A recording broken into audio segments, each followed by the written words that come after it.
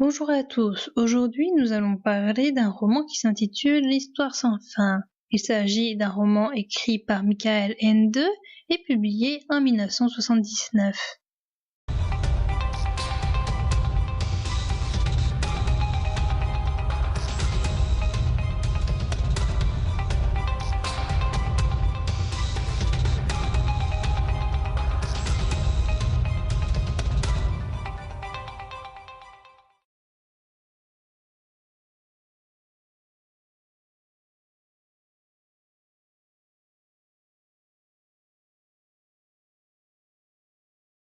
Bastien Balthazar Bucks, un garçon petit et gros, entre dans une librairie. Il fuit des garçons de la classe qui l'embêtent. Sa mère est morte et il pense que son père ne s'intéresse pas à lui. Quand le téléphone sonne, le libraire part pour répondre à l'appel et Bastien en profite pour emporter le livre que tenait le libraire. Ce livre s'intitule L'Histoire sans fin. Bastien ne veut pas rentrer chez lui car il sait qu'il ne pourra pas mentir à son père à propos du vol. Il se cache dans le grenier de son école. Il commence à lire le livre. Le livre parle du pays fantastique. Un feu follet rencontre un manche-pierre, un elfe et un tout-petit. Ils vont tous à la tour d'ivoire où il y a une petite impératrice afin de lui apporter un message. Ils veulent lui signaler l'existence d'un néant qui s'agrandit et qui engloutit les êtres et le paysage. Les gens sont attirés par ce néant quand ils en sont trop proches. Après s'être séparés, les personnages arrivent à la tour d'ivoire, où il y a plein de monde qui ont le même message et où la petite impératrice est malade. Les médecins n'arrivent pas à la guérir. L'Aurine est une amulette composée de 2 serpents qui se mordent la queue et qui forment un ovale. Cette amulette donne certains pouvoirs. Le centaure la porte pour quelqu'un. Ce quelqu'un s'appelle Atreyu. Il fait partie du peuple des peaux vertes. C'est un petit garçon. Il a été choisi par la petite impératrice pour trouver le remède à sa maladie et pour sauver le pays fantastique. Atreyu s'en va avec son cheval qui s'appelle Artax. Son rêve lui dit d'aller voir la vénérable Morla. En passant par les marais de la désolation, son cheval devient triste et il s'enfonce dans le marais jusqu'à ce qu'il en meure. Atreyu va voir la Morla. Il s'agit d'une grande tortue. Elle lui dit que pour le remède, il faut un nom à l'impératrice, mais la tortue ne sait pas qui peut le lui donner. Elle lui dit que peut-être Uyulala de l'oracle du Sud le sait, mais pour aller la voir, il y a trop de jours de voyage. Atreyu traverse la région des montagnes mortes où il y a une araignée qui s'appelle Igramul. Dans une de ses toiles, il y a un dragon de la fortune qui est pris. Il se bat avec l'araignée qui peut prendre diverses apparences. Atreyu va parler avec l'araignée. Elle va l'empoisonner et en échange, il pourra se transporter là où il le veut, mais par contre, il mourra dans 1 heure. Atreyu se transporte là-bas et le dragon qui se nomme Furur aussi. Le poison commence à faire effet, mais ils sont soignés par 2 gnomes qui s'appellent Enjiwook et Urgle. Un des gnomes lui montre 2 sphinx. Atreyu doit traverser 3 portes. Il y a la porte de la grande énigme, la porte de miroir et la porte sans clé. La première porte est gardée par 2 sphinx qui posent des énigmes. La seconde porte est un miroir qui montre l'intérieur des gens. Au niveau de la 3e porte, pour entrer, il ne faut pas avoir la volonté d'entrer. Les sphinx laissent passer Atreyu. Au niveau du miroir, Atreyu voit Bastien en train de lire. Atreyu passe sans problème, sauf qu'il oublie tout. Atreyu ouvre la 3e porte sans problème. Atreyu entend ensuite une voix qui s'exprime en vers et qui lui dit que la solution est que le nouveau nom de l'impératrice soit donné par un humain. Atreyu se réveille et retrouve les 2 gnomes. Il part avec Furur pour aller au-delà du pays fantastique pour trouver cet humain. Il rencontre les 4 géants des vents. Atreyu apprend que le pays fantastique n'a pas de frontières. Les 4 géants des vents se battent et Atreyu tombe du dragon. Atreyu voit le néant et il arrive dans la ville fantôme. Il y voit un loup-garou accroché et maigre. Il s'agit de Gmork. Il est attaché par une chaîne magique. Seule celle qui lui a mise peut la défaire, mais cette personne a été attirée par le néant.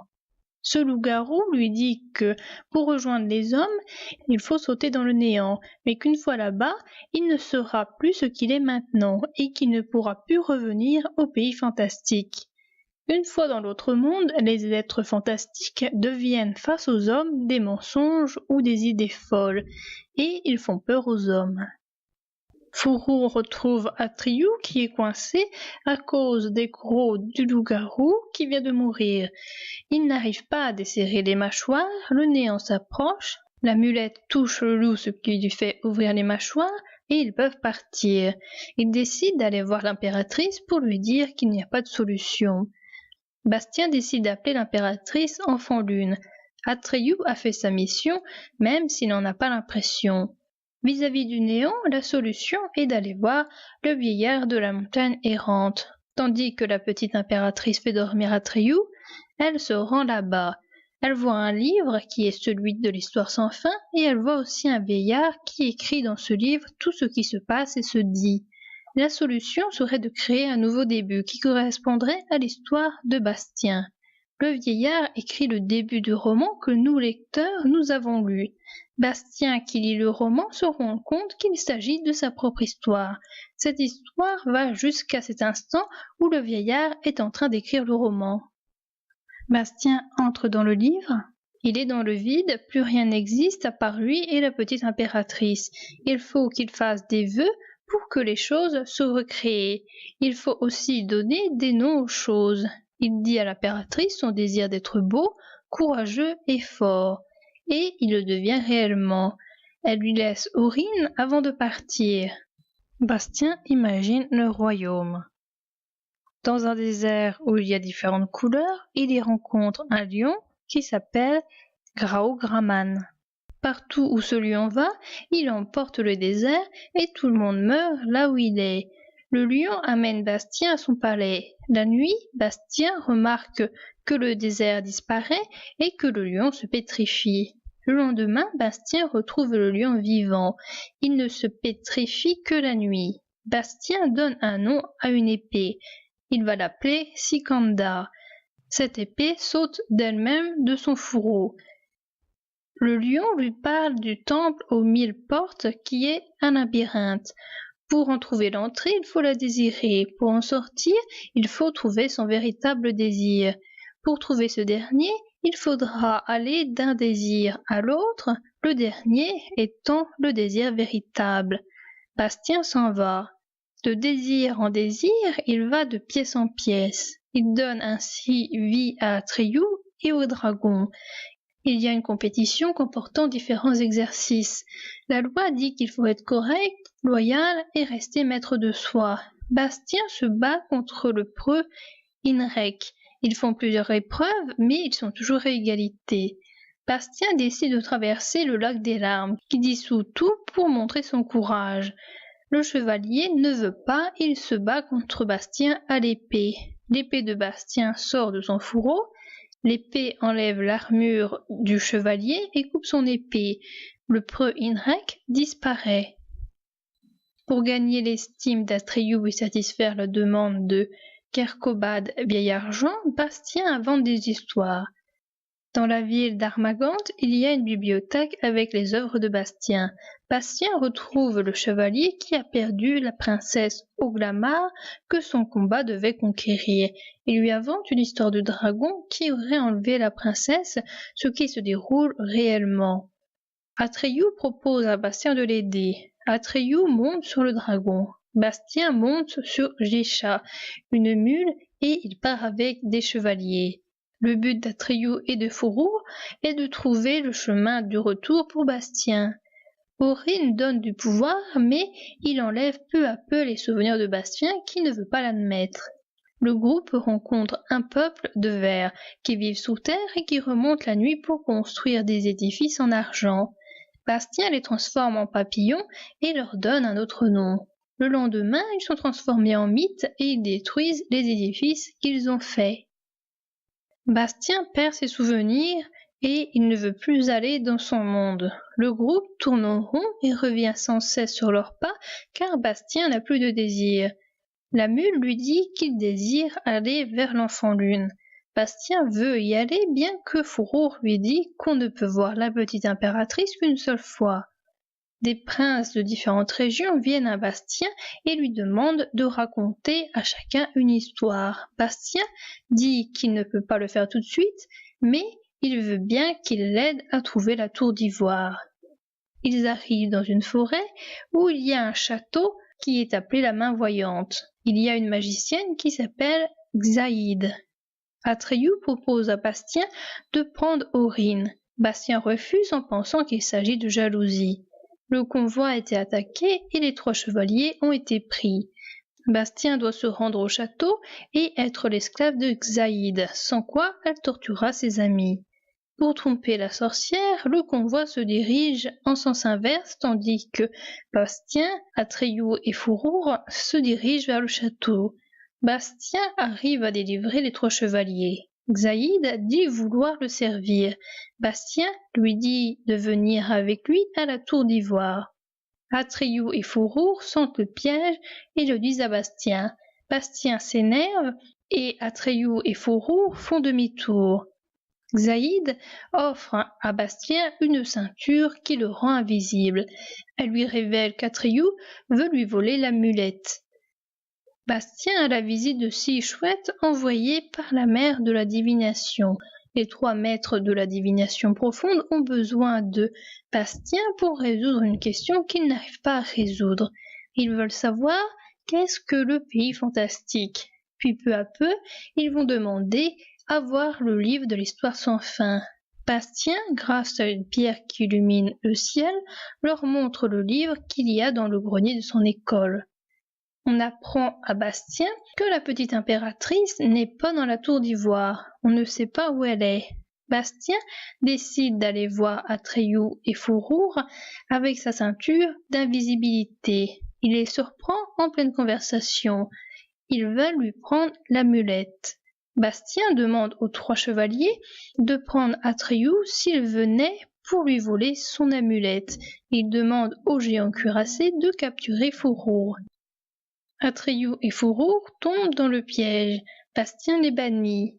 Xaïde dit à Bastien que si l'impératrice n'est pas là, c'est peut-être parce qu'elle lui a laissé la place. La troupe arrive à la tour d'ivoire. Bastien ne peut pas aller dans le Magnola car il est fermé et car le chemin pour y aller est impraticable. Bastien veut se couronner lui-même empereur. Le jour J, il y a la guerre. Atreyu a converti des gens afin que Bastien enlève Laurine. Atreyu et Bastien se battent à l'épée. Bastien blesse Atreyu.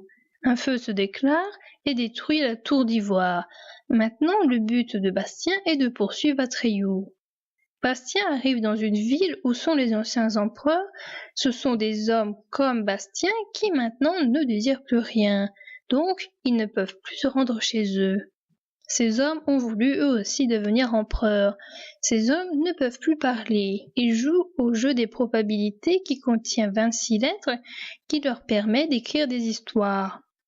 Bastien rencontre Argax, qui est un singe qui garde la ville. Argax lui dit que la solution est que Bastien doit trouver un de ses désirs.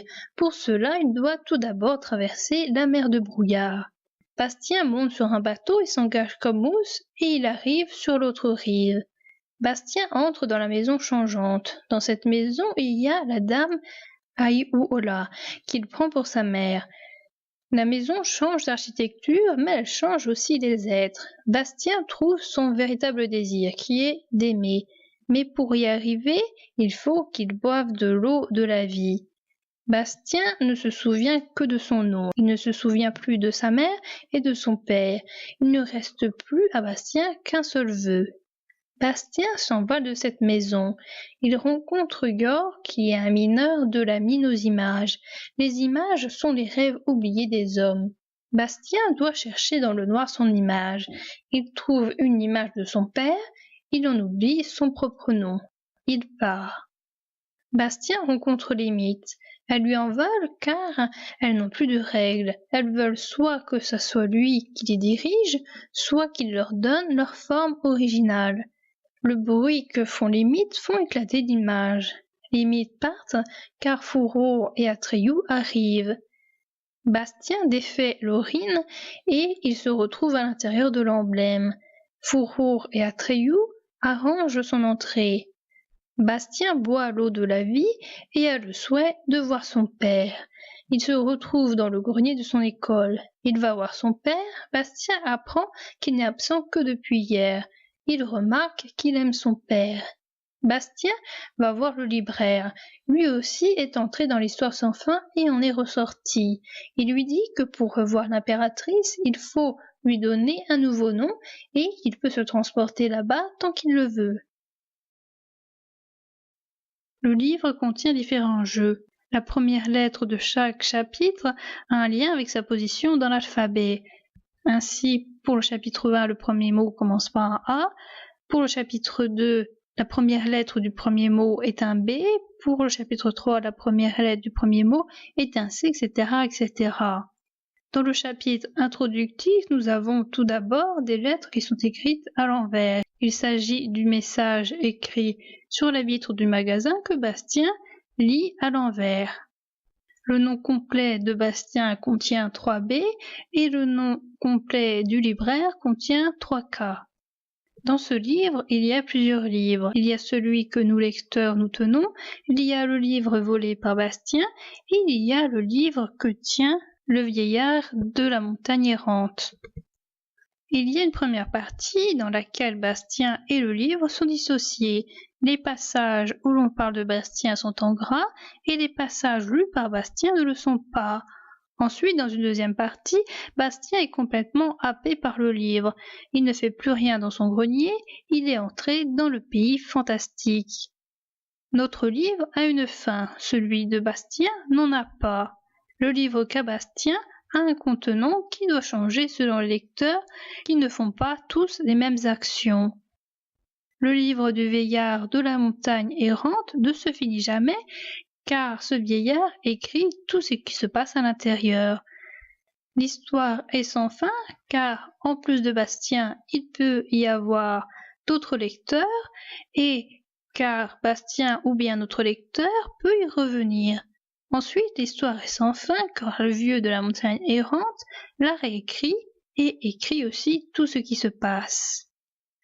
Dans ce roman, il y a une double quête.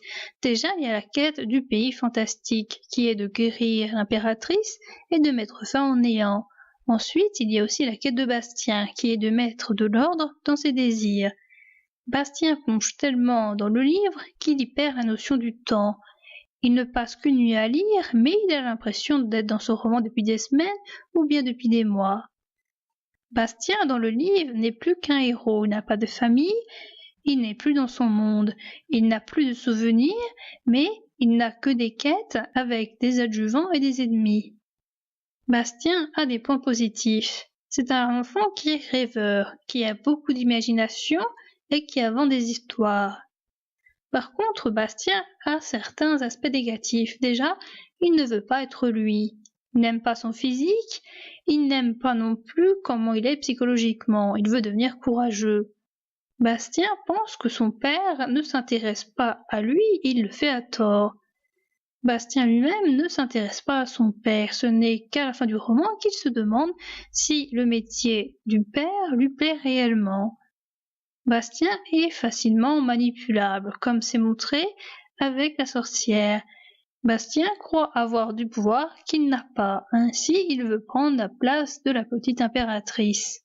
Dans son monde, Bastien est impuissant, tandis que dans le pays fantastique, il est tout-puissant. Peu à peu, Bastien tend vers le despotisme. Pratiquement tout le monde l'aime, il a peu d'ennemis, il ne supporte pas la remise en question, il veut prendre la place de celui qui dirige et il trouve ça normal, il se fait facilement manipuler, il n'aime pas les échecs, il pousse les gens à faire des choses impossibles, par exemple entrer dans le Magnolia, et il a besoin de faire quelques bonnes actions qui seront ensuite rapportées afin de se glorifier. C'est par exemple le cas avec les mythes. Aurine n'a pas le même effet sur les personnages que sur les personnes. Ainsi, Aurine, pour Atreyu, n'a pas eu de côté négatif, car étant personnage, il est soumis à l'imagination du lecteur.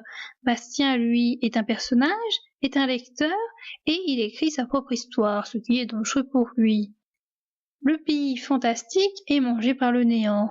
Le néant provient du manque d'imagination des hommes, qui ne se tiennent qu'au concret et qui ne peuvent pas imaginer l'imaginaire.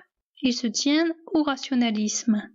Or, l'imaginaire doit être imaginé, sans quoi il n'existe plus. Ce que demande la petite impératrice, c'est seulement un nom. Et un nom est le début de tout. C'est le début d'une identité. On peut nommer la personne et la personne peut aussi se nommer elle-même. Le monde présent a besoin d'être imaginé. Ainsi, Bastien crée des paysages, mais aussi des êtres fantastiques qui ont tous des spécificités. Bastien crée aussi des histoires. Ce sont souvent les personnages qui les demandent, car pour exister, ils ont aussi besoin d'un passé. Si Bastien plonge dans cette histoire, ce n'est pas seulement parce qu'il a de l'imagination, c'est aussi parce que rien ne lui plaît dans son monde. Il n'a pas d'amis, il n'a plus de mère, il a un père qui le délaisse, il ne s'aime pas lui-même. Entrer dans un monde imaginaire permet d'avoir un certain pouvoir, de modeler les choses selon sa volonté et de se sentir exister. Le monde fantastique a besoin des hommes pour exister. Le fantastique a une sorte de dépendance face à l'homme. Sans lui, il n'est rien. L'inverse n'est pas aussi vrai. Le monde des hommes peut exister sans fantastique. Il y aura un manque dans la vie, mais ce n'est pas sûr que les hommes le remarquent. As-tu vu le néant, gamin? Oui, de nombreuses fois. Comment est-ce que ça se présente? C'est comme si on était aveugle. Bon, eh bien, une fois que vous êtes dedans, le néant adhère à vous. Vous êtes comme une maladie contagieuse qui rend les hommes aveugles, si bien qu'ils ne peuvent plus discerner l'apparence de la réalité. Sais-tu comment on vous nomme là-bas? Non, murmura Atreyu. Mensonge, glapit Mork. Atreyu secoua la tête. Tout son sang s'était retiré de ses lèvres. Comment est-ce possible? Gmork se délectait du désarroi d'Atreyu. La conversation, manifestement, le ranimait. Au bout d'un moment, il reprit. « Tu me demandes ce que tu seras là-bas. Mais qu'es-tu donc ici? Qui êtes-vous donc, vous, les créatures du pays fantastique? Vous êtes des fictions, des chimères au royaume de la poésie, des personnages dans une histoire sans fin. Te considères-tu toi-même comme réel, gamin? D'accord, ici, dans ton univers tu l'es. Mais si tu traverses le néant, tu ne le seras plus. Tu deviendras méconnaissable. Tu seras dans un autre monde. Là-bas, vous n'avez plus aucune ressemblance avec vous-même. Vous apportez l'illusion et l'aveuglement dans le monde des hommes. Peux-tu deviner, gamin, ce qu'il advient des habitants de la ville fantôme qui ont sauté dans le néant? Je ne sais pas, bredouilla Atreyu. Ils deviennent des idées folles dans les têtes des hommes, des idées qui font qu'ils ont peur, là où il n'y a en réalité rien à craindre, des idées qui leur font convoiter des choses qui les rendent malades, des idées qui leur font désespérer, alors qu'il n'y a aucune raison de le faire. Est-ce donc ce que nous devenons tous? Demanda Atreyu, épouvanté.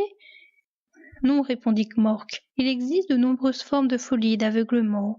Selon que vous êtes ici beau ou hideux, sot ou intelligent, vous devenez là-bas des mensonges, beau ou hideux, sot ou intelligent. Et moi, voulut savoir Atreyu, que deviendrai-je? Je ne te le dirai pas, gamin, tu verras bien, ou plutôt, tu ne le verras pas, puisque tu ne seras plus toi. Atreyu se taisait et regardait le loup-garou avec des yeux hagards. Gmork poursuivit. C'est pour cette raison que les hommes détestent et redoutent le pays fantastique et tout ce qu'il en vient. Ils veulent l'anéantir, sans savoir qu'ils accroissent justement de cette manière le flot de mensonges qui se déverse constamment dans leur monde, ce flot de créatures du pays fantastique devenues méconnaissables et vouées à mener là-bas l'existence illusoire de cadavres vivants et à empoisonner l'âme des hommes avec leur odeur de moisi. Non, ils ne savent rien de cela, n'est-ce pas drôle? N'y en a-t-il plus aucun qui ne nous haïsse pas, qui ne nous craigne pas? Demanda Atreyu à voix basse. En tout cas, je n'en connais aucun, dit Gmork, ce qui d'ailleurs n'a rien d'étonnant, car vous vous employez vous-même là-bas à faire croire aux hommes que le pays fantastique n'existe pas. Que le pays fantastique n'existe pas? Répéta Atreyu décontenancé. Bien sûr, gamin, répondit Mork. C'est même le point essentiel. Cela dépasse-t-il ton imagination? C'est seulement s'ils croient que le pays fantastique n'existe pas que l'idée ne leur vient pas de vous rendre visite. Et c'est de cela que tout dépend, car c'est seulement s'ils ne vous connaissent pas sous votre véritable forme qu'on peut en faire ce qu'on veut. Comment cela? En faire quoi? Tout ce qu'on veut, on a du pouvoir sur eux. Rien ne donne un plus grand pouvoir sur les hommes que le mensonge. Car les hommes, gamins, vivent d'idées. Et ces idées, on peut les orienter. Ce pouvoir, c'est la seule chose qui compte. C'est pour cette raison que je me suis mis du côté du pouvoir et que je l'ai servi, pour y participer moi aussi, même si c'est d'une autre manière que toi et tes semblables. Je ne veux pas y participer, s'écria Atreyu. Du calme, petit fou, gronda le loup-garou. Dès que ton tour sera venu de sauter dans le néant, tu deviendras toi aussi un serviteur du pouvoir, sans volonté propre ni savoir. Qui sait à quoi tu le serviras? Peut-être qu'on amènera grâce à toi les hommes à acheter ce dont ils n'ont pas besoin, ou à haïr ce qu'ils ignorent, à croire ce qui les rend dociles, ou à douter de ce qui aurait pu les sauver. Grâce à vous, petites créatures de pays fantastiques, de grandes affaires se font dans le monde des hommes, des guerres se déclenchent, des empires se fondent. Comorque considéra un moment le jeune garçon de ses yeux mi-clos, puis il ajouta: Il y a aussi la foule de pauvres têtes molles qui se tiennent naturellement pour très intelligents et croient servir la vérité, qui n'ont rien de plus pressé que de dissuader jusqu'aux enfants de croire au pays fantastique. Peut-être que c'est toi, justement, qui leur sera utile. Atreyu était debout, la tête baissée. Il savait maintenant pourquoi plus aucun homme ne venait au pays fantastique et pourquoi il n'en viendrait plus jamais pour donner un nouveau nom à la petite impératrice.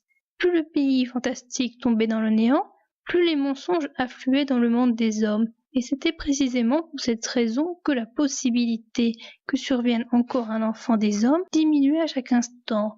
C'était un cercle vicieux auquel on ne pouvait échapper. À présent, Atreyu le savait.